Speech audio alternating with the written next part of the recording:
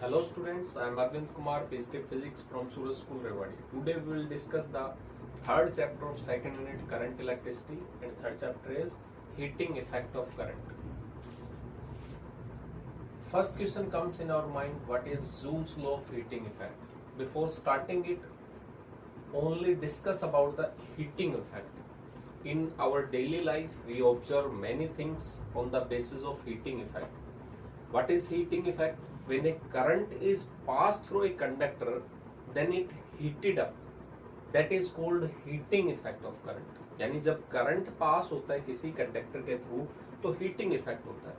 अब हमारे क्वेश्चन आते हैं दो माइंड में, कौन कौन से कि सर जो इलेक्ट्रिसिटी का वायर जो हमारे पास होता है, स्विच ऑन करते हैं, बल्ब ग्लो करता है, तो उसमें भी तो करंट पास होता है, लेकिन उसमें हीटिंग इफेक्ट बहुत ना के बराबर होता है, नेग्लिजिबल अमाउंट में होता है। और एक हमारी इमर्जन रोड है, ठीक है, जो हम पानी गर्म करते हैं, उसमें भी करंट पास होता है, लेकिन उसका हीटिंग इफेक्ट बहुत ज्यादा होता है। दूसरा, हमारे घर में एक आयरन भी है, उसमें भी करंट पास होता है, तो उसका हीटिंग इफेक्ट होता है। हमारे पास में हीटर भी होते हैं, इलेक्ट्रिक हीटर, जब करंट पास होता है तो जो स्प्रिंग टाइप की स्ट्रक्चर होती है उसमें हीटिंग इफेक्ट ज्यादा होती है, जबकि जो नॉर्मल वायर है उसमें हीटिंग इफेक्ट कम होता है। तो हमारी ये डेली रूटीन, डेली लाइफ में काफी इंपॉर्टेंट फैक्ट्स हैं इसके हीटिंग इफेक्ट के, उन्हीं को डिस्कस करते हैं सबसे पहले। तो क्वेश्चन क्या आता है कि जूल्स एक साइंटिस्ट था जिसने सबसे पहले हमें ये बताया कि Joule's law of heating effect क्या है।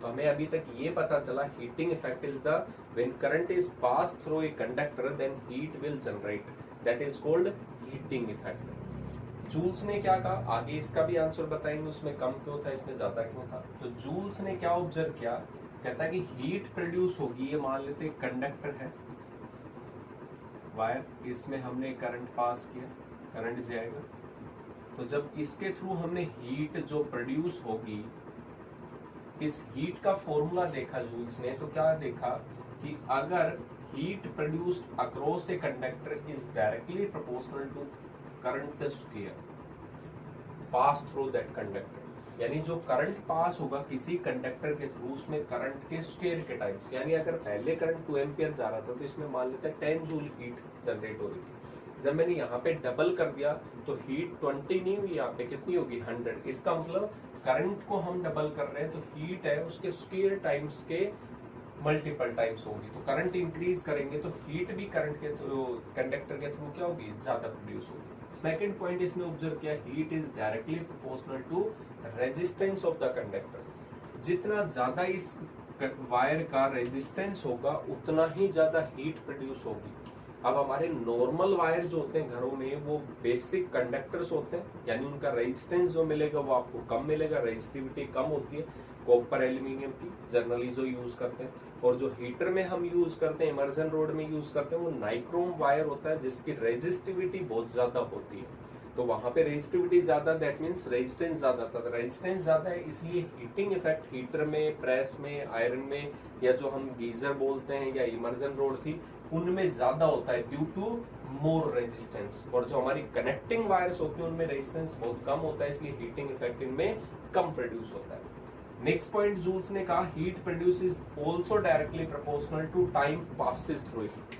अगर मैं एक करंट को, सेम करंट था, एक तो 2 सेकंड के लिए पास हो रहा है और एक 2 मिनट के लिए पास हो रहा है, तो इसमें हीट प्रोड्यूस ज्यादा होगी, जिसमें टाइम ज्यादा होगी। जैसे इमर्जन रोड है, अगर वो हम 5 मिनट के लगाएंगे तो हीट, पानी थोड़ा कम गर्म होगा, और उसको 2 घंटे तक, 2 आवर्स तक लगाएंगे तो ज्यादा हीट प्रोड्यूस होगी। दैट मीन्स टाइम के भी डायरेक्टली प्रोपोर्शनल होती है हीट। तो ऑन कंबाइनिंग दीज,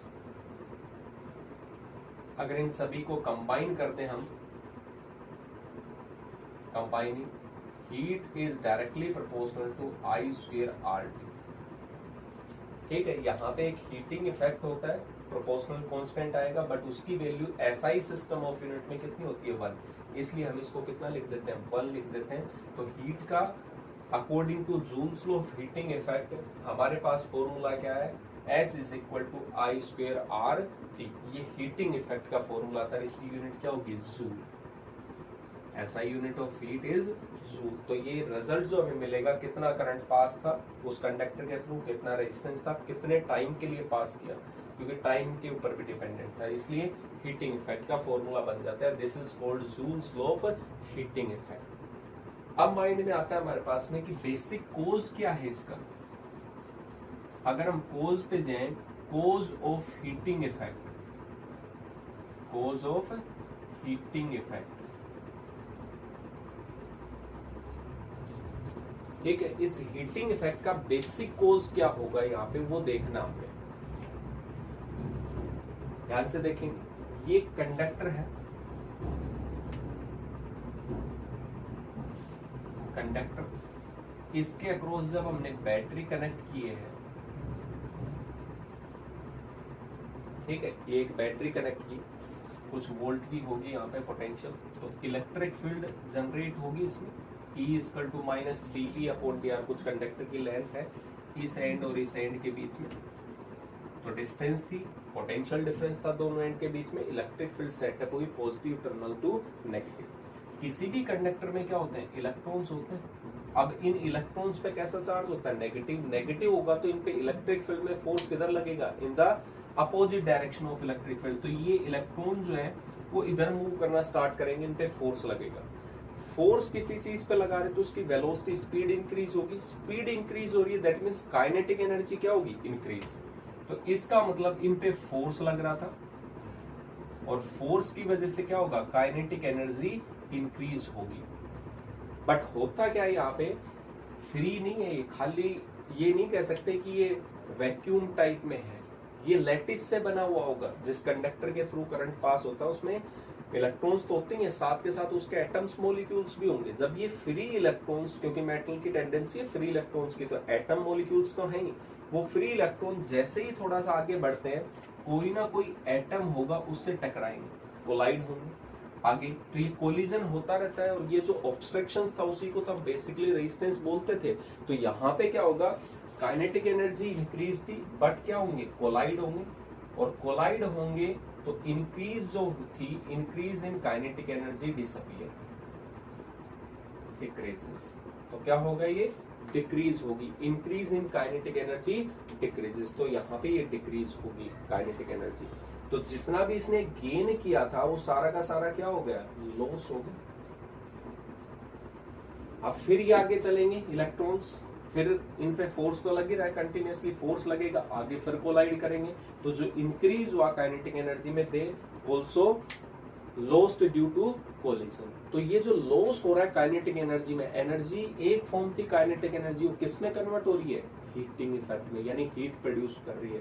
तो बेसिक जो कोज है हीटिंग इफेक्ट का वो क्या था कि इलेक्ट्रॉन जब मूव करते हैं, they collide with the atoms और molecules of the lattice and loss their increase in kinetic energy, and this loss in kinetic energy is converted into heating effect. तो बेसिक कोज जो heating effect था वो collision था inside the conductor of electrons by the atoms और molecules of the conductor. तो ये basic कोज है आपके पास में हीटिंग इफेक्ट ऑफ करंट का। तो इसी की वजह से हीट क्या होती है, किसी भी वायर के थ्रू प्रोड्यूस होती है। जितने ज्यादा कोलिजन होंगे उतना ही ज्यादा क्या होगा, हीटिंग इफेक्ट होगा। तो यहाँ पे रेजिस्टेंस ज्यादा होना मतलब कोलिजन ज्यादा होना, और ज्यादा कोलिजन का मतलब क्या था, बेसिकली हीट ज्यादा प्रोड्यूस होना। तो यहाँ पे ये कंसेप्ट है। तो ये बेसिक कोज था।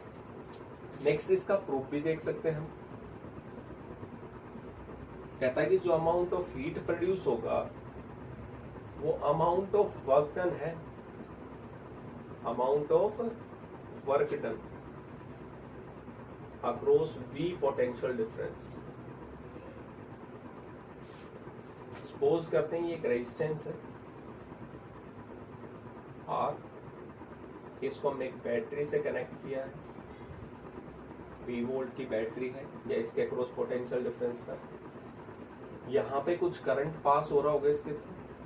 करंट मतलब क्या होता है, चार्ज अपॉन में टाइम, चार्ज पर यूनिट टाइम। तो यहाँ पे कह रहा है कि ये अमाउंट ऑफ वर्क डन होगा अगर मैं Q कूलम चार्ज को इस कंडक्टर के अक्रॉस V पोटेंशियल डिफरेंस है, तो V पोटेंशियल डिफरेंस के लिए कुछ ना कुछ अमाउंट ऑफ वर्क डन करना पड़ेगा in terms of potential difference.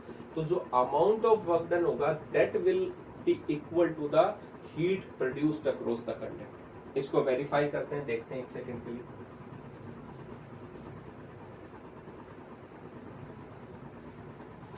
यहां पे करंट इज इक्वल टू,